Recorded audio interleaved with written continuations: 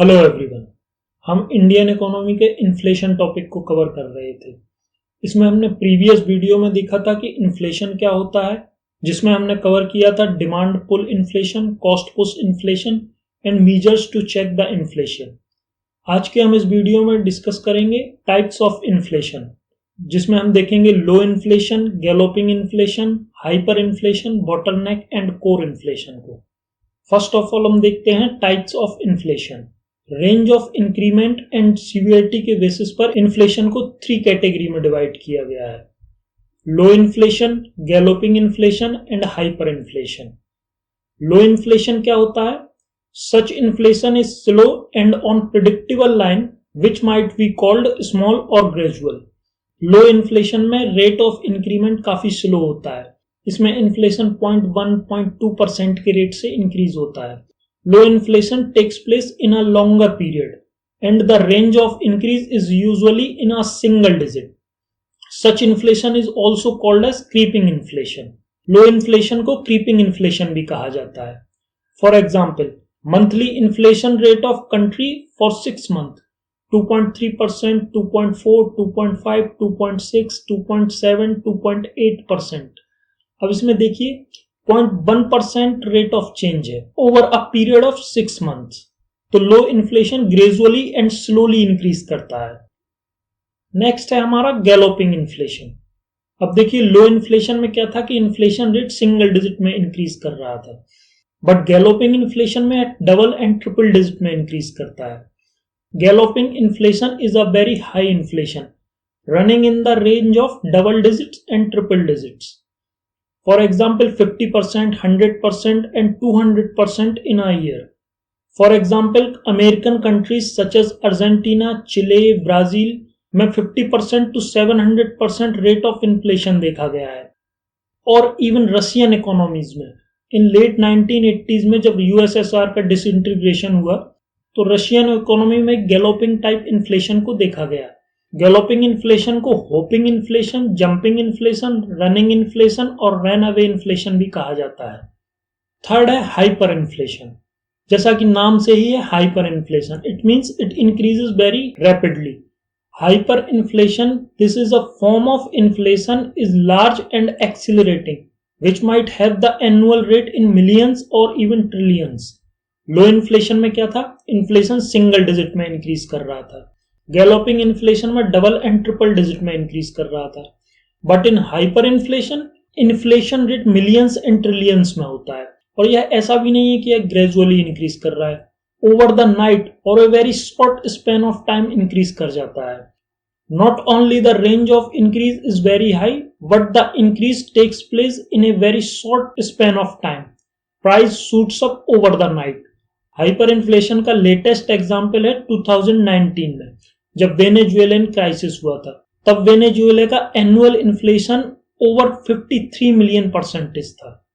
अब देखिए जब इतना हाई इन्फ्लेशन होगा, जो कंज्यूमर्स होंगे उनका अपनी डोमेस्टिक करेंसी पर कॉन्फिडेंस खत्म हो जाएगा और वह अदर कंट्रीज की करेंसीज को और इन्फ्लेशन प्रूफ एसेट्स को एडॉप्ट करने लगेंगे। Such inflation quickly leads to a complete loss of confidence in a domestic currency and people start opting for the other form of money like inflation proof assets. Inflation proof assets क्या होते हैं? जैसे gold, foreign currency, physical currency, जिनकी all over the world value लगभग same होती है। तो हमने क्या देखा? Low inflation gradually and single digit में इंक्रीज होता है, galloping inflation double and triple digit में इंक्रीज होता है, and hyperinflation over the night or a very short span of time millions and trillions में इंक्रीज होता है। अब हम कुछ अदर वेरिएंट्स देखते हैं इन्फ्लेशन के, जैसे bottleneck inflation.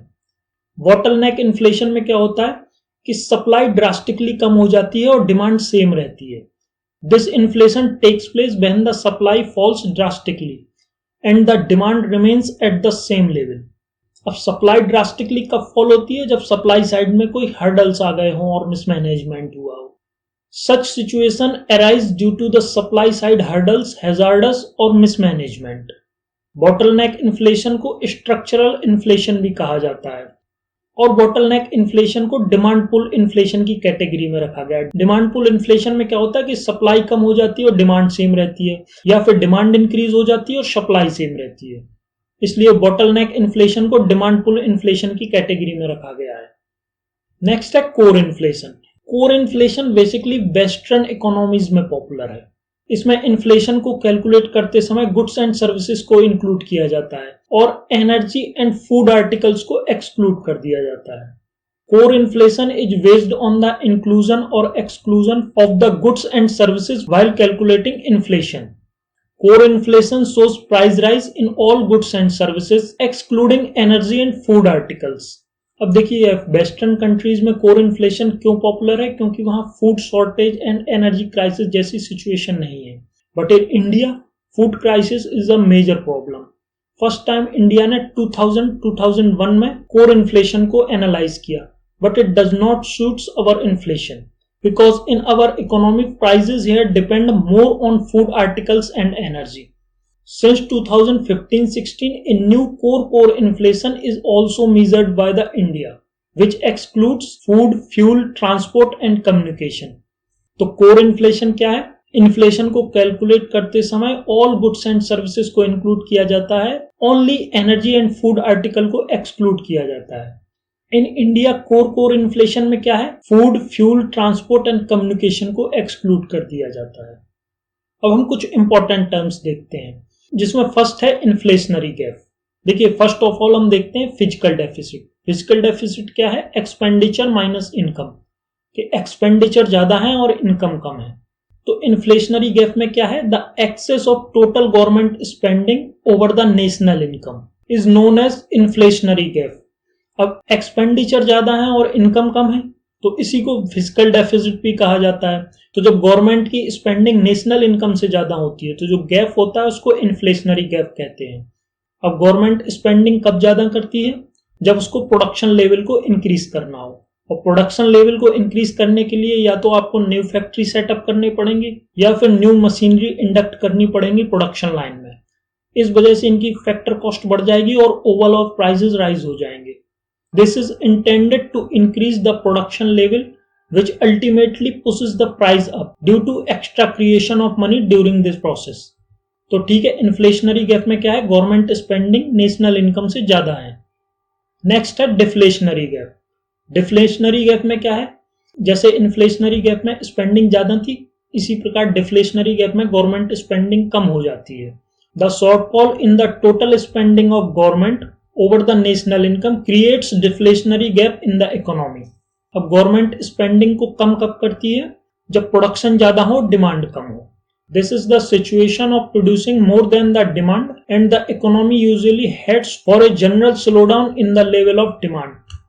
Deflationary gap is also known as output gap. Next है inflation tax.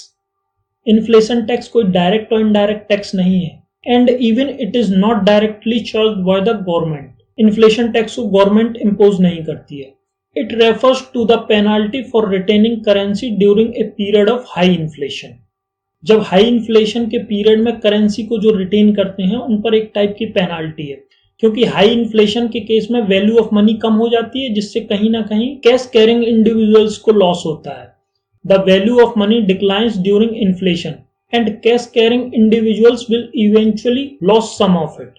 Inflation tax is also known as seigniorage. Thank you for watching this video. I hope you like it. If you like it, please like this and share it.